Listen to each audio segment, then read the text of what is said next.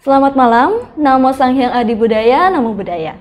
Kembali lagi di acara Life and Nature atau Lamar yang hadir setiap hari Jumat pertama dan juga ketiga dengan konten-konten yang menarik yang sesuai dengan Dhamma. Biar nggak ketinggalan, jangan lupa untuk subscribe dan juga nyalakan lonceng notification di CD Channel. Perkenalkan, saya Cika yang akan memandu acara hari ini dengan narasumber kita yang luar biasa, yaitu ada Ci Arlin Ilianor, spesialis psikologi, dan juga Ko Wahyudi Akbar sebagai NLP Master Training. Nah, kali ini topik yang akan dibahas berkaitan dengan penyembuhan batin dengan Buddhist healing. Nah, ngomong-ngomong soal healing, ini kan istilah yang lumayan sering dipakai ya, Ko dan Ci, terutama sama anak-anak muda kan sekarang. Biasa stres dikit bilangnya mau healing, atau ada masalah dikit butuh healing. Nah, sebenarnya healing tuh apa sih maksudnya gitu? Dan kenapa orang akhir-akhir ini lebih aware dan mencari-cari gimana cara kita healing yang sesuai gitu? Gimana? Coba kita lihat dari perspektif psikologi ya. Boleh, Ci. Oke, simple ya, healing kan kalau dalam bahasa Inggris ya, kalau di Indonesia kan ya penyembuhan ya. Jadi kalau dibilang kenapa sekarang jadi kayak happening gitu ya, yang tadinya orang nggak paham healing itu apa, terutama pas pandemi lah ya, mulai pandemi itu mulai ada healing. Ya, healing itu kalau dibilang kenapa happening karena kesadaran sih. Jadi kesadaran orang ternyata meningkat gitu akhir-akhir ini, terutama di kalangan anak muda, bahwa ternyata kita butuh loh gitu, kita butuh menyembuhkan gitu. Gak cuman fisik ternyata gitu kan ya yang butuh disembuhkan, tapi ternyata mental juga gitu. Kalau saya lihat kenapa healing happening, ya karena ada kesadaran yang meningkat dalam hal ini gitu. Ya, dan juga ya kita juga tahu tadi yang kata Ci Arlin adalah semenjak pandemi ya, pandemi kan kita tahu di mana kita terkukung ya, kita terkukung, nggak dapat kemana-mana, sehingga tingkat stres itu jadi meningkat gitu. Tingkat stres meningkat, banyak tuntutan, nggak boleh keluar, ekonomi dan sebagainya, kayak jadi serangan itu, seakan-akan serangan dari segala arah, dan jadi kesulitan untuk menghandle tekanan tersebut, sehingga ya stres, mental jadi seakan-akan terganggu gitu. Nah, dari sana yang membuat orang jadi makin aware pentingnya untuk bagaimana kita healing untuk melepaskan beban stres itu. Nah, yang jadi mungkin pertanyaan adalah cara healingnya. Nah, karena sekarang ini kan banyak nih dikit-dikit healing, tapi healingnya itu setelah dia seakan-akan healing, tapi malah pulangnya bukan healing gitu, malah jadi tambah salah ini ya. Caranya salah. Caranya gitu, malah makin duit pinjaman mungkin jadi bertambah gitu ya, atau apa hal-hal lain. Nah, itu yang jadi ya kita nggak dapat hindari persoalan bertambah, beban ada, dan itu pasti ada kasih beban mental. Nah, kenapa healing juga menjadi satu hal yang perhatian saat ini, karena ya orang makin aware dengan beban itu dan bagaimana melepas beban itu gitu. Mungkin ada tambahan ya dari aku ya. Selain itu juga ada propaganda juga dari pemerintah yang semakin menekankan gitu, juga dari grup kelompok-kelompok healer ya sebenarnya. Jadi yang merasa prihatin gitu, kesehatan mental di Indonesia tuh belum kepegang gitu, belum terjadi ya, belum ada penanganan yang benar-benar spesial gitu. Karena konsepnya kan dulu punya masalah mental berarti gila. Kan gitu. Jadi itu juga yang jadi perhatian, dan mulai pemerintah sudah mulai juga mempropagandakan kesehatan mental, dan mungkin juga secara peraturan hukum dan lain-lain sudah mulai diatur juga. Karena kan dari BPJS juga sudah mulai ada layanan konseling psikologi di puskesmas gitu. Nah, jadi ada propaganda itu juga yang menyebabkan kata healing itu semakin meningkat juga gitu sekarang. Oke, berarti healing ini sebenarnya bukan cuma tren ya. Jadi memang banyak orang yang mendalami healing sebagai sesuatu hal yang benar-benar harus menyentuh dirinya, bukan cuma sekedar luarnya aja. Iya, luarnya aja kayak jalan-jalan, pergi kuliner, main-main, terus akhirnya pulang-pulang tetap stres lagi. Oke, berarti healing ini sangat berkaitan dengan mengenal diri sendiri. Karena kan kalau Banget. Kita udah tahu kita butuh healing, berarti kan kita udah sadar ya tentang kondisi state mental health kita, apakah butuh pertolongan atau butuh gimana sih caranya nih biar hilang segala beban-beban. Nah, biasanya tuh kalau kita mau aware, butuh kesadaran lebih kalau state diri kita tuh sekarang kayak gimana ya? Apakah kita perlu merefleksikan perjalanan hidup kita sampai saat ini tuh kayak gimana sih? Karena ada pola-polanya gitu kan ya kok. Jadi naik turunnya hidup kita, apakah itu sebenarnya penting sih untuk kita lihat kembali, flashback? Gimana kok? Jadi saya ngambil dari pembelajaran kita di Buddha Dharma ya. Sang Buddha udah mengatakan ya 4 kebenaran mulia. Pertama adalah soalnya adanya dukkha. Dari situ kita udah sangat aware bahwa sebenarnya kita itu akan sering mengalami penderitaan. Kondisi yang tidak pas, kondisi yang tidak nyaman, itu sesuatu yang sangat umum terjadi, yang kalau kita tidak belajar cara mengatasinya, otomatis pas saat kita mengalami itu pasti nggak nyaman secara fisik dan secara mental. Karena kan kita dua ya, ada bicara mind, ada bicara body. Nah, pada saat kita ngalamin kondisi yang tidak nyaman itu pasti mind and body ini kondisinya antara sakit atau tidak nyaman gitu. Kalau nggak mau bilang sakit, ya pasti ada kondisi yang tidak nyaman. Nah, itu sesuatu yang sangat umum terjadi. Nah, jadi tinggal bagaimana cara kita menghandle. Nah, Buddha kan juga ada mengajarkan bagaimana kita mengatasi situasi tersebut. Nah, dari sini yang menjadi tadi kata Chika adalah apakah perlu kembali ke dalam? Ya jawabannya pasti. Karena yang tahu batin kita ya kita. Apalagi ini bicara healingnya secara batin ya, bukan secara fisik. Kalau fisik ya kita ke dokter yang dia dapat bantu kita untuk melihat ini ada sakitnya di mana. Tapi kalau udah bicara ke batin, udah pasti perlu masuk ke dalam. Nah, tinggal bagaimana cara masuk ke dalamnya. Nah, ini menarik nih. Kan ada kita tadi pendekatan ada pendekatan Buddhis. Nah, pendekatan Buddhis memang banyak hal yang umumnya dilakukan itu awalnya adalah bicara tentang meditasi. Nah, tapi kan meditasi nggak semua orang siap untuk langsung melakukan itu. Tiba-tiba lagi sakit atau apa suruh duduk diam, yang ada mungkin dia tambah stres gitu. Kenapa saya meditasinya nggak terjadi? Kenapa saya begini? Akhirnya dia malah menghakimi dirinya, yang ada malah tambah beban gitu. Nah, sehingga itu ada momen butuh bantuan untuk difasilitasi ya, difasilitasi oleh profesional yang dengan beberapa metode. Nah, salah satunya kan Cialin ada belajar tentang selain seorang psikolog juga belajar tentang hipnoterapi ya, Ci, yang menurut saya itu juga salah satu metode yang untuk membantu orang masuk ke dalam gitu, masuk ke dalam dengan dipandu terlebih dahulu sebelum dia mampu untuk mengatasi dirinya sendiri. Pasti dia butuh dipandu dulu. Nah, kalau dengan metode itu kira-kira gimana ya, Ci? Untuk sorry ini tiba-tiba nembak gitu. Makasih. Nah, maksudnya kan untuk membantu ya tadi karena saya punya sebuah pemahaman bahwa nggak semua orang mampu untuk masuk ke dalam, karena begitu dia masuk ke dalam tuh sendiri ya tanpa dipandu itu pasti akan banyak kesulitannya karena tadi biasnya dia punya pemikiran sendiri, kekhawatiran dia atau satu dan lain hal gitu. Nah, kalau dari pendekatannya Cialin? Iya, setuju banget ya Ko Yudi ya.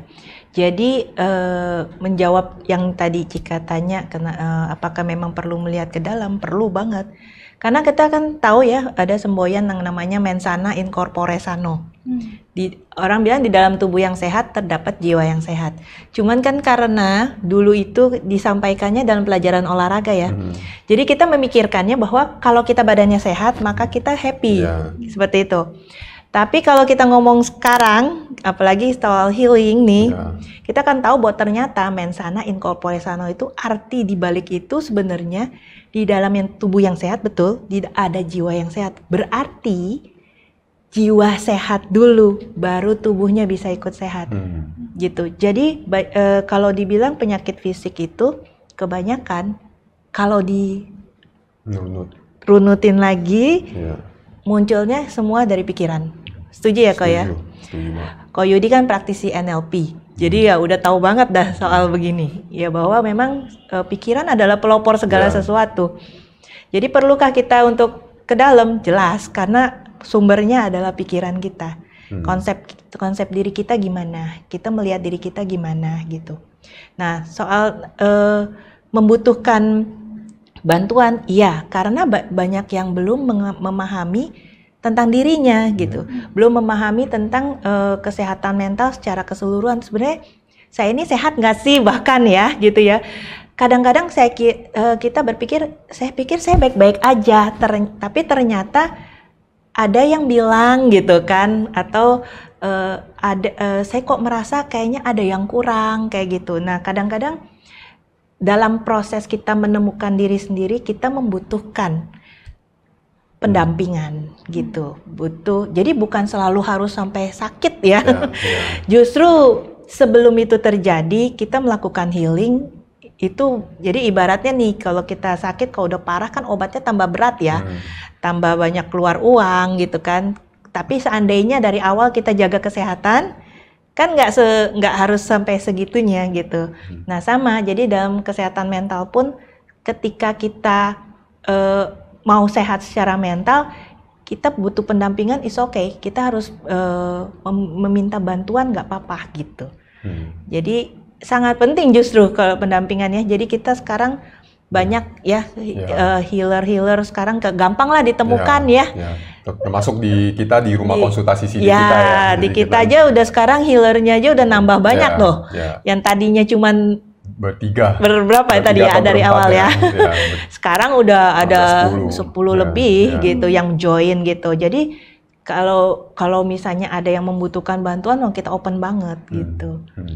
Seperti itu. Jadi sebenarnya proses healingnya ini tuh pada umumnya proses yang panjang, atau bisa gak sih kita tuh memulai dari hal-hal yang kecil gitu. Kalau kita, kayaknya ada yang salah nih, mau healing. Prosesnya tuh kalau ngebayangin kayaknya, waduh harus minta bantuan, harus mengorek-ngorek diri lagi, kayaknya panjang gitu ya, Ci. Jadi bisa nggak sih kita mulai dulu dari hal-hal kecil gitu?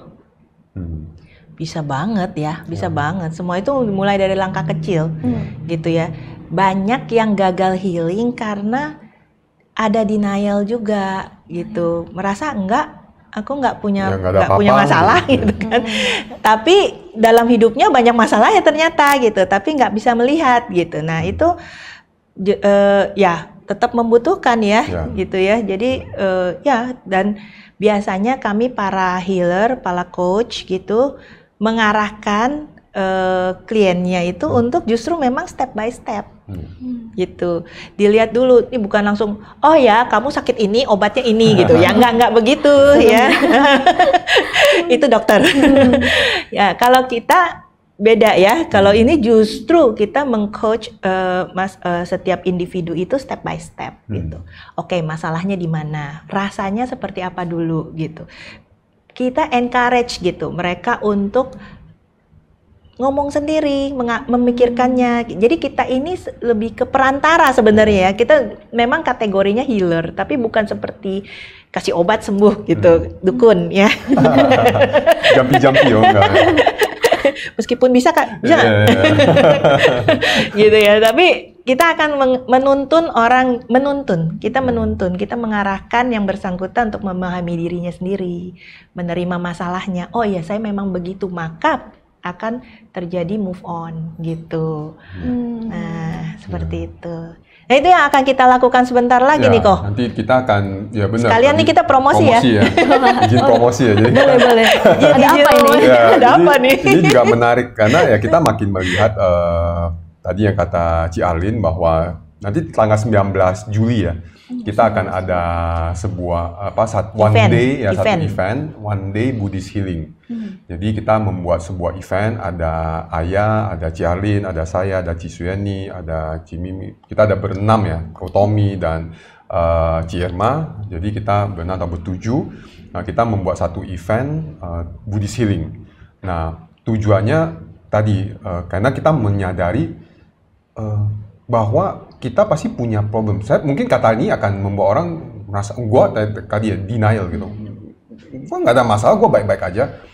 Bagi saya nggak mungkin gitu, karena kita belum menjadi seseorang yang tercerahkan, kita belum jadi seseorang yang mampu menerima semua penderitaan, pasti kita akan menderita. Kecuali kita sudah jadi seseorang yang mampu menerima semua kondisi, menerima semua penderitaan, maka kita pasti ya disitulah kita mampu benar-benar bahagia. Jadi pada saat kita masih yang belum tercerahkan atau tersadarkan ini, menurut saya penderitaan itu sesuatu yang wajar, apalagi kita juga sama-sama tahu saya hari ini ada efek dari saya masa lalu.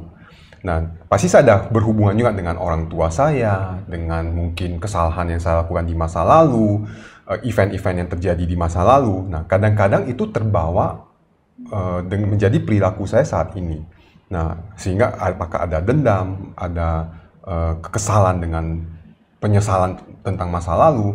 Nah, hal-hal seperti itu kan terbawa. Nah, bagaimana cara mengatasinya gitu? Bagaimana kita sembuh dari hal tersebut gitu?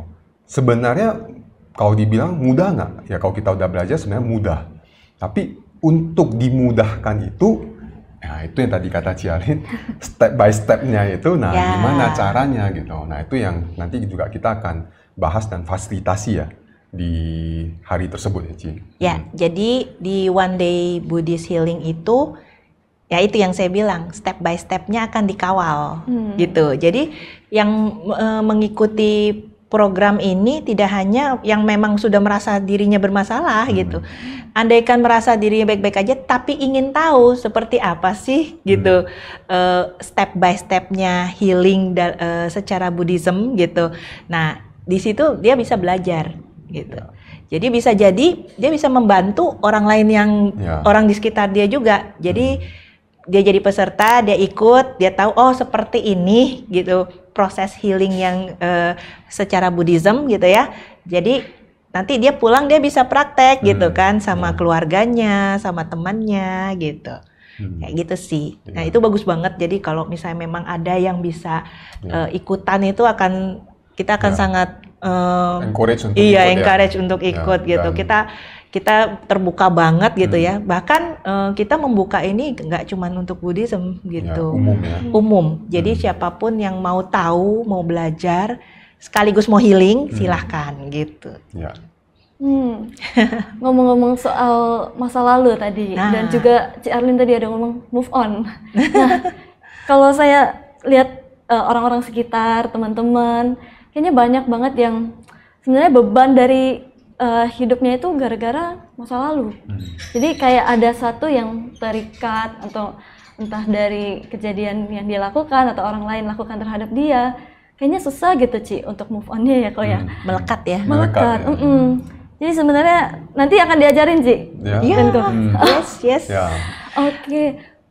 Kalau secara general nih kita senggol sedikit ya sebelum kita masuk ke acara itu nanti. Kenapa sih orang-orang bisa susah move on gitu Ci? Secara psikologi itu atau secara apa ya emosional ya? Ada luka kah di emosionalnya? Ya betul. Jadi ada bisa macam-macam ya. Bisa luka batin, bisa unfinished business. Jadi ada hal-hal yang belum terselesaikan di masa lalu, yang masih melekat akhirnya dalam pikirannya karena belum selesai kan, gitu. Jadi kayaknya ada yang ngikut aja gitu. Bukan cuma luka batin, bisa jadi dia yang melakukan kesalahan juga bisa ya. Jadi ya nggak cuman sebagai korban loh gitu luka batin itu ya, tetapi juga bisa dia pelakunya juga bisa. Penyesalan yang jadi ada regret gitu. Nah itu memang kalau masih mengikuti itu nggak akan tenang hidupnya. Boleh dibilang dia sudah berada di neraka dunia ya. Orang bilang surga neraka itu nggak usah jauh-jauh, nggak usah tunggu mati ya. Hadir di saat ini gitu ya. Nah itu sih. Dan itu memang banyak terjadi ya. Maksudnya di kita sendiri ya. Saya juga misalnya ngalamin gitu. Jadi kadang-kadang ada yang jadi isu kan kita nggak pernah tahu kapan pikiran itu muncul. Lagi duduk, lagi nyetir, lagi apa, tiba-tiba pikiran masa lalu itu begitu rasa muncul. Nah begitu rasa muncul, ini muncul, dan kalau kita tidak tahu cara handle, kemudian tadi berlipat persoalannya tuh jadi efek bola salju. Ya, gitu. Efek bola salju. Makin lama makin gede. Makin gede. Jadi dia menyesali lagi, dia kenapa? Terus sebenarnya kata-kata ada, kenapa ya waktu itu gua begini? Kalau dia yang dari dianya ya, atau kenapa waktu itu mereka begini? Kenapa dia begini? Dan pas dia makin melakukan penyesalan dan kemarahan atau apa itu kan makin kuat. Nah, nanti kalau dia tidak belajar untuk menghandle-nya, nanti pikiran itu kan akan muncul lagi tanpa diminta gitu.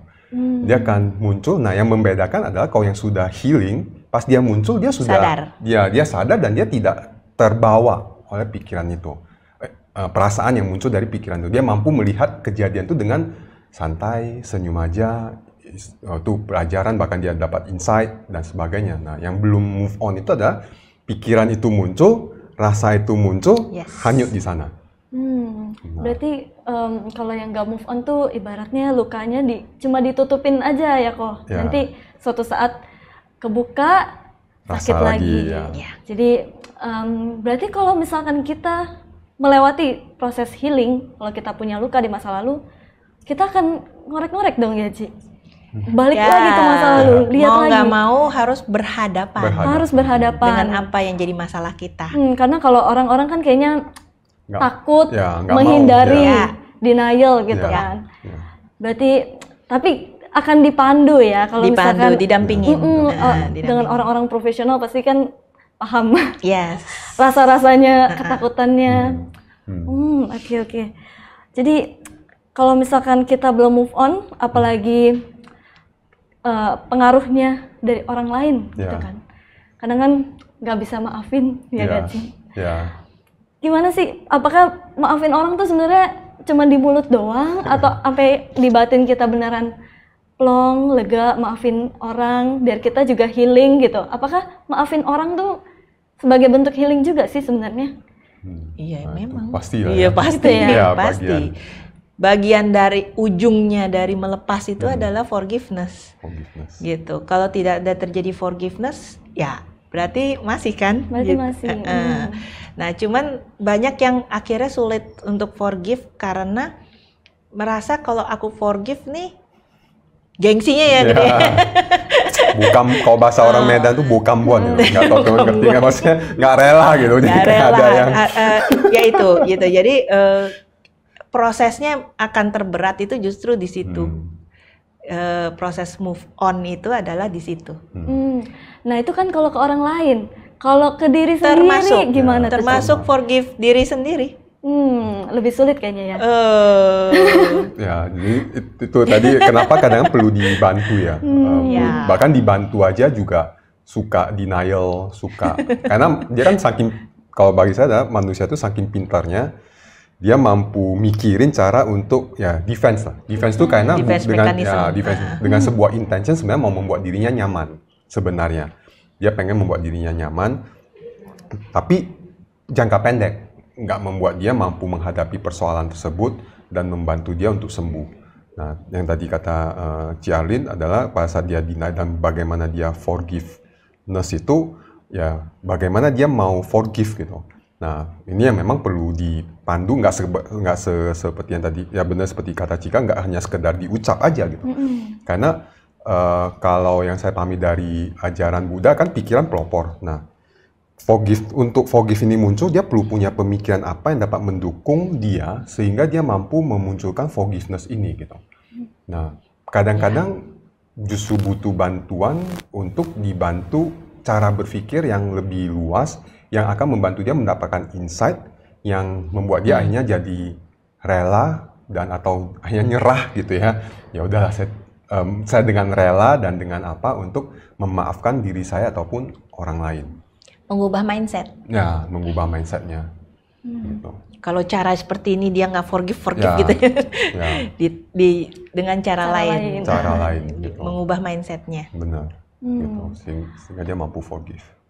Kalau orang healing itu kan kita tadi kan pakai istilahnya penyembuhan. Nah kalau orang sakit kan abis dikasih obat, biasa kan kita minum vitamin lagi kan, biar kuat.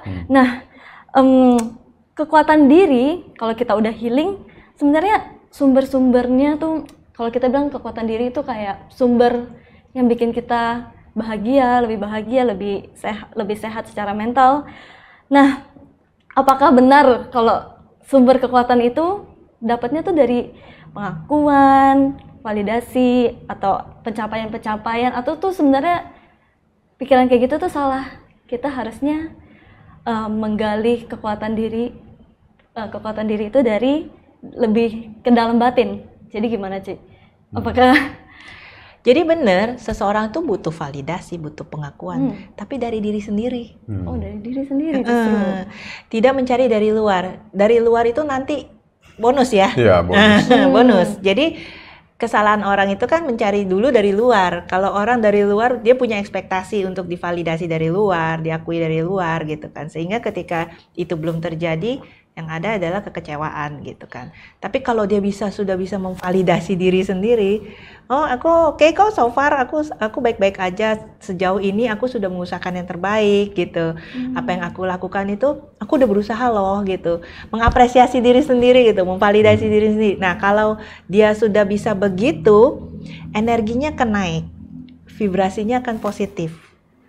Itu validasi dari luar langsung masuk, nggak usah terjadi gitu. Iya, ya. jadi validasi dari luar itu bukan dicari. Saat kita mencari itu berarti ada yang kurang ya berarti. Iya, kita ada desperate gitu. Sebenarnya desperate kan mencari dari luar itu, validasi dari luar itu. Jadi itu justru membuat kita low vibes gitu sebetulnya. Nah, ya, dan itu tadi yang bener ke dalam tuh yang membuat saya jadi teringat waktu itu saya juga ada satu sutta dari Buddha yang menurut saya memberikan saya insight bahwa saya sebenarnya sudah ada yang berharga dari saya gitu, yang soal kelahiran manusia yang berharga. Di Buddha kan ada mengatakan bahwa kelahiran manusia itu sangat berharga. Kesempatan untuk menjadi manusia itu adalah sebuah kesempatan yang sangat berharga. Apapun kondisinya selama kita terlahir jadi manusia itu udah sebuah kondisi yang sangat berharga. Nah, waktu saya mendengar sutta itu membuat saya jadi punya tadi power dari dalam bahwa gue udah jadi manusia nih. Nah, apalagi ditambah dengan penelitian saintifik saat ini yang mengatakan bahwa manusia punya kemampuan otak yang lebih cerdas dibandingkan makhluk hidup yang lain. Kita sudah punya terlahir itu sudah hebat gitu, sudah terlahir dengan hebat. Kita punya panca indera yang benar-benar sempurna, punya otak yang tinggal kita latih. Memang dia perlu kita latih, tapi kita sudah ada hardware yang sudah perfect gitu istilahnya, bahasa hardware yang sangat luar biasa yang memang masih perlu dilatih, tapi dia sudah perfect, tinggal kita latih gitu. Nah, pas saya mendengar dua hal itu yang membuat saya jadi ya benar perkuat dari dalam, mengenali dari dalam, dan waspada dengan tadi kata Cialin adalah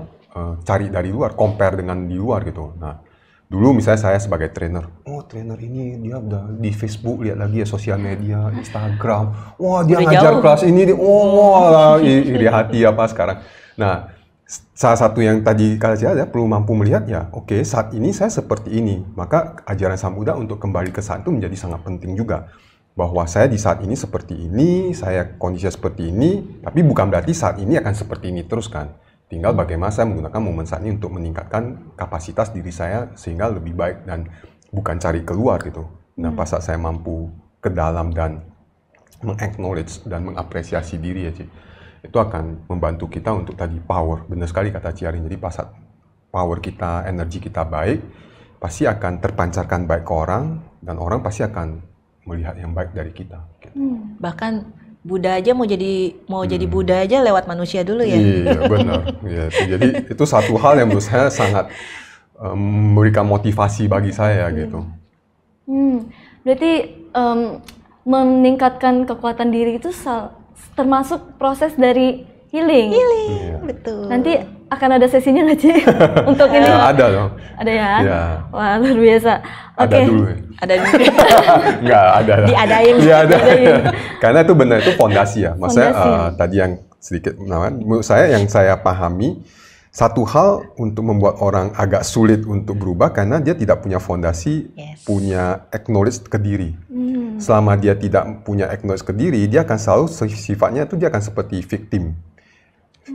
karena dia tidak punya power atas dirinya gitu. Betul. Jadi dia akan selalu seakan-akan jadi korban dari situasi, selalu kurang dari sebuah situasi. Nah, pas saat dia sudah punya tadi kekuatan, menyadari kekuatan dirinya, kapasitas dirinya bahwa dia mampu ini, otomatis itu perubahan itu akan jadi lebih mudah gitu. Tapi kalau fondasinya nggak ada, dia tidak menyadari kapasitas dirinya bahwa ternyata dia mampu ini itu, maka dia akan selalu merasa ya kayak korban, nggak mampu, helpless dan sebagainya. Dependent nantinya. Ya, dependent. Akhirnya dependent sama kekuatan di luar. Ya. Berarti kalau kita lihat ke diri kita, masuk ke dalam, kita lihatnya tuh istilahnya apa ya, self image gitu ya. Ya. Nah, self image itu kita yang lihat apa orang lain yang lihat gitu, Ci? Paling penting sih kita dulu ya. Kita dulu, berarti Self concept ya. Self-concept. Self image, self esteem, Ya. pokoknya self Self-concept itu itu sih bagus dulu. Ya. karena dia pasti mempengaruhi gimana kita Iya. pikir, merasakan dari luar gitu ya. Berarti Ya. orang yang kalau udah healing, tujuannya berarti self image-nya bagus. Ya. Jadi mempengaruhi keputusan dia di kehidupan sehari-hari. Ya. Jadi, ya, dan tadi benar. Jadi artinya saya pakai satu quote yang juga menginspirasi saya adalah dari Thich Nhat Hanh. Dia mengatakan bahwa just become. Oke, just become gitu. Artinya, Keren. ya, nah, karena pada dasarnya kan kita dapat menjadi siapapun. Misalnya contoh, saya saat ini pemalas. Saya sebenarnya mampu di saat ini juga jadi rajin sebenarnya. Tinggal tadi saya punya self image itu nggak, saya punya belief itu nggak. Nah, yang jadi isu adalah saya terkukung dengan satu pemikiran, gue orangnya begini. Nah, Iya. gue orang begininya Udah ini. gini, ya Iya. udah, so what gitu. Bisa diapain lagi Iya, gitu kan ya. gitu. Nah, kalau saat dia mengatakan seperti itu, dia maka Ya. punya sebuah keyakinan bahwa dia nggak mampu berubah. Ada labeling gitu ya. Ya, dia melabel dirinya seperti itu, dan di belakang label itu adalah gue udah nggak dapat berubah. Nah, pas saat dia punya sebuah keyakinan seperti itu, maka ya sulit kan, karena Selesai udah selesai gitu. Tidak ada healing. Tidak akan terjadi healing gitu. Nah, jadi pada saat dia punya mampu create sebuah self image bahwa saya ini ya bagi anicca, ya, saya ini mampu berubah, saya ini mampu menjadi siapapun yang saya sebenarnya putuskan untuk mau jadi seperti apa. Ya nggak bicara tentang tiba-tiba punya uang banyak, ini bicara sikap ya. Ini nggak bicara Uang tentang nanti ikut. Ini kita tidak bicara having ya. Bukan saya tiba-tiba saya menjadi orang kaya langsung duit, bukan. Tapi ini bicara attitude, beingness-nya kita gitu. Saya yang tadinya malas, rajin. Sebenarnya itu is like a second gitu sebenarnya. Tinggal saya decide untuk membayangkan tadi image saya yang rajin itu seperti apa, perilaku orang rajin itu seperti apa, dan mulai berperilaku seperti itu, maka kita akan jadi seperti itu gitu. Sampai jadi habit baru ya. Sampai jadi habit baru dan is your beingness gitu. Jadi sebenarnya healing itu bukan cuman untuk penyembuhan ya, bisa juga untuk Ya. transformasi, Membentuk. membentuk. Betul. Betul banget. Ya. Oke, menarik sekali. Berarti walaupun orang-orang saya sebenarnya ya nggak ada masalah nih, nggak ada galau-galau masa lalu, nggak bisa move on, tapi saya nggak tahu arah hidup mau gimana. Ya. Butuh healing nggak tuh, Ci, kalau kayak Itu gitu? termasuk ya Ya. sebenarnya. Termasuk ya. Nggak ngerti arah hidupnya itu justru itu sebenarnya problem yang tidak terlihat seperti problem ya. Lebih bahaya. Tapi ya. itu problem. Gitu. Ya perlu banget untuk healing ya kalau nggak punya tujuan Ya. gitu. Bahkan misalnya tujuan untuk besok ngapain gitu aja misalnya nggak punya, itu justru sesuatu yang prihatin nih gitu. Ya. Tadi kita kayak ini sedikit tadi sempat ngobrol sama Ci Arin sebelum kita rekaman itu rekaman. Iya. Sebelum kita mulai nih. Tadi sempat ngobrol soal bahkan ya ada profiling ya. Jadi kan ada Ci Arin kan juga salah satu menyediakan profile untuk mengtes kita punya psikologinya itu seperti apa, termasuk minat, bakat, dan untuk kita tahu gitu. Ya tadi kalau kita untuk transformasi itu ya termasuk karena healing itu kan kata yang besar ya. Sembuh dari apa? Ya, sembuh dari ketidaktahuan, sembuh dari masa lalu, sembuh dari apa, sehingga pas saya mampu sembuh ini otomatis terjadi sebuah perubahan gitu. Nah, untuk mampu sembuh itu ya banyak cara untuk tahu diri, termasuk salah satunya adalah mengenal saya ini, apakah saya punya cara berpikir seperti apa, saya punya kekuatan di mana, saya punya secara psikologi saya itu ada isu di mana juga gitu, dengan tujuan adalah supaya tahu gitu. Karena pas saat kita aware, maka kita dapat mengubahnya. Nah, jadi tadi kita sempat diskusi ya, dengan menurut saya dengan kita tes itu bukan untuk cari tahu saya ada sakit ya, tapi untuk tahu gitu saya seperti apa dan apa yang saya dapat kembangkan lagi dari diri saya gitu. Posisi kita sampai saat ini ada di mana gitu. Apakah sudah apakah masih bisa lanjut lagi gitu? Apakah bisa berubah ke bentuk yang lain gitu? Harusnya yang normalnya adalah ketika kita sekarang nih di usia yang sekarang, kita nengok 10 tahun yang lalu pasti kita beda nih gitu. Nggak mungkin sama. Nah, kalau misalnya yang orang yang 10 tahun yang lalu melihatnya masih sama-sama aja, nah itu juga tanda kutip ya. Nggak berubah setelah 10 tahun, nggak ada kemajuan apa-apa gitu, nggak ada yang dicapai, nggak ada. Nah, itu perlu healing. Itu juga itu Ci, sekalian tanya ke Ci Alin. Kan ada tuh Ci yang katanya adalah badan menua tapi batin tidak. Kata-kata yang bagus tuh. Nah, itu gimana Ci? Kan ada kan kondisi badan kan pasti menua nih, tapi secara batin dia hold, kayak dia berhenti di satu usia gitu. Ya. Nah, itu kira-kira apa yang membuat kondisi itu terjadi? Banyak. Itu namanya bisa jadi mental block, bisa jadi gitu kan. Dia nggak mau menentang perubahan. Biasanya sih yang hold kayak gini nih sebenarnya menderita. Gitu. Ada karena nggak bisa ngikut, dan misalnya nih badannya menua, dia nggak mau gitu. Saya nggak mau tua gitu ya. Emang sih kita nggak mau ya. Siapa yang mau gitu kan. Tapi kita meskipun kita ngomong saya nggak mau tua gitu kan, tapi kan sesuai dengan usia kita ikut ya. Kita tetap jadi lebih bijak, lebih wise. Ada yang enggak kan tetap gitu. Nah, biasanya sih ada mental block di dalamnya. Kalau saya lihat ya. Nah, kalau kayak gitu ada apa nggak proses yang dia perlu lalui untuk membantu dia sembuh dari situasi itu? Biasanya sih kita assess ya, assessment gitu. Kita kayak interview aja, kita akan mengarahkan, misalnya nanya sejauh ini sudah sampai mana, apakah Anda puas dengan hidup Anda saat ini gitu kan. Jadi kita ngarahin dia untuk melihat gitu. Mungkin kan selama ini dia nggak ngelihat itu kan. Terus sebenarnya ada nggak sih keinginan gitu? Kalau kayak namanya manusia, kayaknya nggak mungkin nggak ada keinginan ya. Ya kan, meskipun udah bertapa. Bangun hari ini mau ngapain ya? Ini mau apa? Meskipun udah bertapa gitu ya, udah ikut Vipassana misalnya sebulan gitu.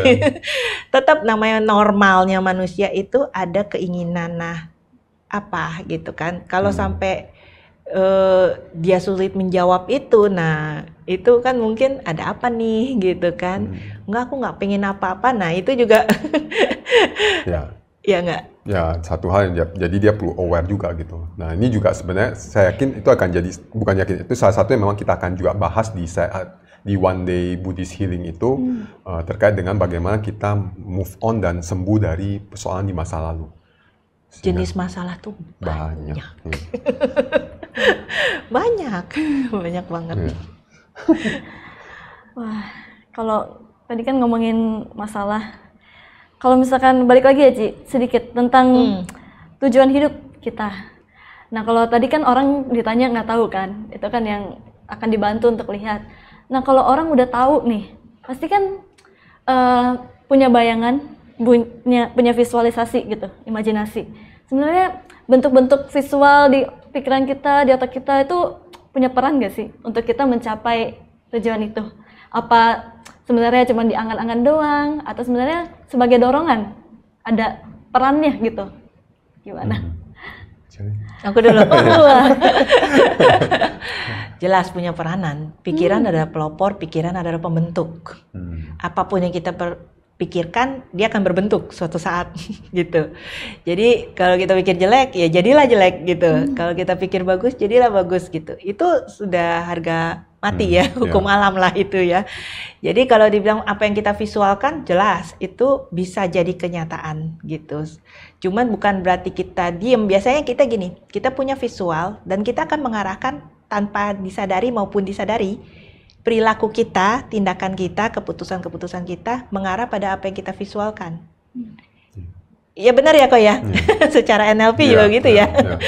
Jadi sangat berpengaruh visualisasi itu gitu. Jadi kalau ada sampai orang punya visi dan segala macam, punya tujuan, tapi nggak tercapai, itu perlu dicek, bergerak nggak, gitu, bergerak nggak, terus ada emosi apa yang terlibat di sana. Biasanya orang punya cita-cita, tapi entah gimana jalannya nggak ke arah sana gitu kan. Nah biasanya kalau kita gali-gali lagi akan kelihatan nih, ternyata dia punya rasa takut, punya trauma misalnya, punya tidak percaya diri gitu. Ada emosi-emosi negatif yang terlibat di dalam visinya itu sehingga berhenti. Dia nggak melakukan apapun untuk menuju ke sana gitu. Bahkan kadang-kadang salah arah. Iya, salah arah gitu. Nah, ya kok. Ya itu tadi kan. Sudah sangat menjawab. Berarti visualisasi itu termasuklah dalam proses kita healing ya. Yes. Nah, kalau misalkan pendengar mau mulai nih, Ci, healing, mau mulai perjalanan healingnya, langkah sederhana sekarang apa nih yang bisa diambil? Ikut baru aku mau jawab. One Day Buddhist Healing di tanggal 19. Aja ikut One Day Buddhist Healing gitu ya. Ikut itu dulu tanggal 19 itu akan sangat membantu. Mulai dari sana aja udah boleh. Kalau nggak sampai bisa ikut gitu ya, hubungin aja rumah konsultasi CD gitu kan. Saya bingung harus mulai dari mana. Nah, kita bantuin deh gitu kan. Mau mulai dari mananya gitu. Boleh. Dan gratis loh. Kurang apa lagi ya? Jadi konsultasi di rumah konsultasi CD itu free of charge gitu. Di pertemuan pertamanya free of charge dan ternyata butuh penanganan lebih lanjut atau serius atau apa, yaitu nanti disesuaikan dari konsultannya masing-masing. Luar biasa. Berarti penonton jangan lupa ikut tanggal berapa? 19 Juli ya. One day. Jadi itu seharian ya. Ya, dari jam 8.30 sampai jam 8.30 ya sampai 6 sore. Oke. Para fasilitatornya tentunya sangat berpengalaman dan ahli di bidangnya, jadi jangan takut untuk jadinya nyasar. Jadi mungkin sekalian ini ya, jadi ada Ayatita Carini, Biksu dan bukan pengajar mindfulness, dan di sana nanti ada dari justru pendalaman dari sisi Buddhist healingnya akan sangat dapat dari Ayah. Lalu kemudian juga ada Cirma, Pandita Budayana, yang otomatis Ayah dan Cirma ini dari segi pendekatan pemahaman Buddha Dharmanya udah kuat gitu ya. Dan lalu kemudian ada Ci Arlin, psikolog dan juga hipnoterapis. Nah, lalu kemudian ada Kotomi, dia adalah seorang career consultant. Jadi tadi mau ke depannya itu seperti apa, nah itu nanti ada Kotomi. Lalu kemudian ada Cimimi. Nah, Cimimi ini adalah seorang coach dan juga seorang neurosemantisis. Nah, itu bagaimana punya mindset yang tepat. Nah, itu nanti juga ada. Lalu kemudian ada Cisuyeni, yang sebenarnya harusnya hari ini hadir, tapi kemudian beliau tiba-tiba nggak enak badan, sakit, jadi minta maaf tidak dapat hadir. Terkait dengan bagaimana healing melalui pembuatan mandala. Wah, menarik sekali. Memulai pembuatan mandala. Nah, lalu kemudian ada saya juga dari pendekatan neurosemantik tentang bagaimana mindset untuk menuju masa depan. Nah, jadi di sesi tersebut, izin untuk ini ya, jadi di sana kita akan benar bahas dari segi bagaimana berdamai dengan masa lalu, sehingga mampu hidup di saat ini, dan kemudian bagaimana menyusun ke depan. Nah, jadi ini yang akan kita bahas kita akan lakukan di hari tersebut. Jadi sehingga kita mampu clear dengan masa lalu kita mampu hidup di present moment, lalu kemudian bagaimana kita mampu move on ke masa depan. Dan juga bagaimana praktek, nanti ada teknik untuk relaksasi, healing dengan pembuatan mandala, pemahaman Buddhis yang untuk memperkuat kita dalam berdamai dengan masa lalu dan menuju ke masa depan. Nah, jadi itu yang akan kita fasilitasi di hari tersebut. Gitu. Sesuai dengan pembahasan kita hari ini, udah lengkap kisi-kisinya ya, kita korek-korek sedikit ya. Jadi kalau misalkan penonton relate dengan masalah-masalah yang tadi kita bahas, tentu saja harus ikut acara ini. Kalau misalkan belum ada kesempatan, boleh menghubungi tadi rumah konsultasi CD. Ada di nomor call centernya 0811 9873 300.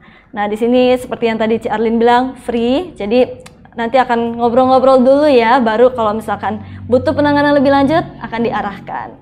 Jadi ahli-ahlinya itu luar biasa, ada di berbagai bidang, kesehatan, ekonomi, keuangan ya, psikologi dan juga hukum. Jadi teman-teman langsung saja hubungi nomornya. Nah, di sini kita juga ada aplikasi Budayana yang bisa di-download di Google Play Store atau App Store. Di aplikasi ini ada informasi kegiatan yang dilakukan oleh KBI. Jadi ada parita juga, jadwal kegiatan, kebaktian, dan juga kartu tanda umat Buddha. Nah, itu saja yang bisa kita bahas hari ini. Nanti ke depannya kita ngobrol-ngobrol lagi ya, Ci dan Ko. Terima kasih. Terima kasih juga teman-teman para penonton yang sudah menyaksikan acara kita hari ini. Sampai ketemu di episode selanjutnya.